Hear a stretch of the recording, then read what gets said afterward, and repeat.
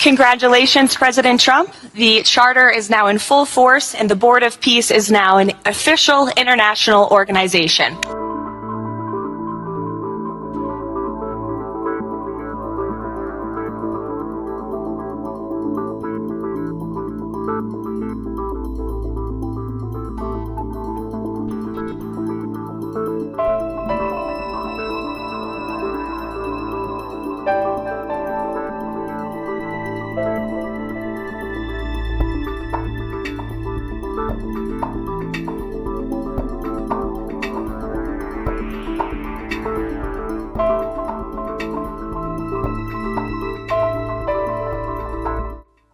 This is a very exciting day.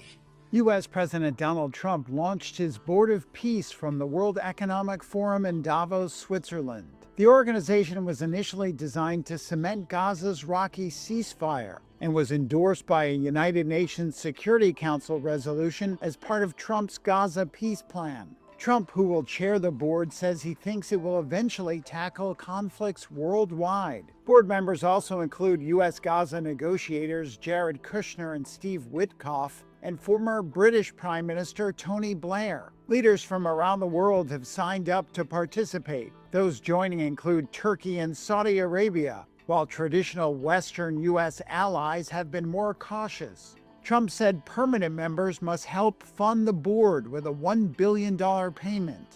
France said it will not join the Board of Peace for now because its charter does not correspond with the UN resolution to resolve the war in Gaza, and some of the charter's elements were contrary to the UN charter. The decision by France and other nations not to sign up comes as no surprise to Yossi Meckelberg, Senior Consulting Fellow, Middle East and North Africa Program at Chatham House. And if this Board of Peace, is it going to rival the United Nations? Is it about sidelining the norms created after 1945?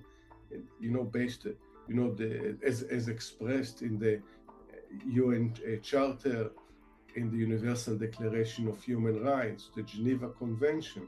So I'm, for one, not surprised that countries that believe in norms-based, rule-based world order are very wary of joining such a body. UN Deputy Spokesperson Farhan Haq was asked about the relationship between the board and the global organization. Is the Secretary General of the view that the Board of Peace itself undermines the work of the United Nations? Is this a competing organization?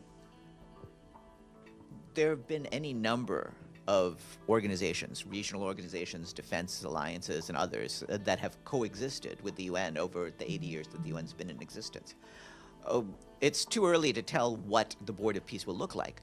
One thing we are aware of is, of course, that the Security Council has endorsed the Board of Peace strictly for the work on Gaza. And of course, we continue to abide by that resolution.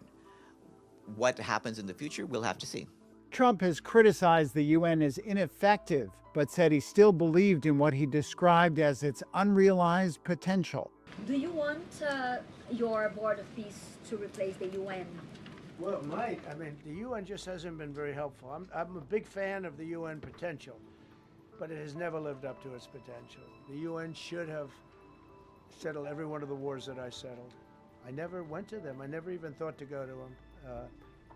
They should be able to settle those wars. They don't. I believe you got to let the UN continue because the potential is so great. Board member Jared Kushner said for now he is focused on the next phase of the Gaza ceasefire deal. It would address funding for reconstruction in the territory, which lies mostly in ruins, as well as disarmament by Gaza's dominant Palestinian militant group Hamas, one of the most intractable unresolved issues. Number one thing is going to be security. Obviously, we've been working very closely with the Israelis to figure out a way through de-escalation. And the next phase is working with Hamas on demilitarization, which I'll talk about in a second.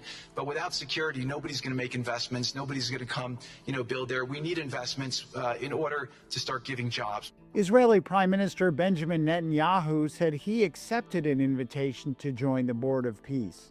Meanwhile, Palestinian factions have also endorsed Trump's Gaza peace plan and given backing to a transitional Palestinian committee meant to administer the Gaza Strip with oversight by the Board of Peace.